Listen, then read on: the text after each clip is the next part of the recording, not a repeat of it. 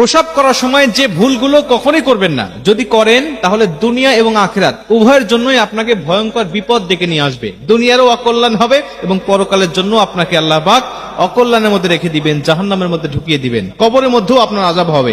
এজন্য পেশাব করার সময় বা প্রস্রাব করার সময় আপনি সতর্ক থাকবেন এই বিষয়গুলো মেনে নেওয়ার জন্য। 1 নম্বরে, আপনি কখনো কোনো গর্তে প্রসাব করবেন না। আল্লাহ রাসূল সাল্লাল্লাহু আলাইহি ওয়াসাল্লাম হাদিসের মধ্যে বলেন যে গর্তের মধ্যে বিভিন্ন জিনেরা বসবাস করে, বিভিন্ন দুষ্ট জিন বা ভালো জিন, এই সমস্ত জিনগুলো সেখানে থাকে, তারা বসবাস করে।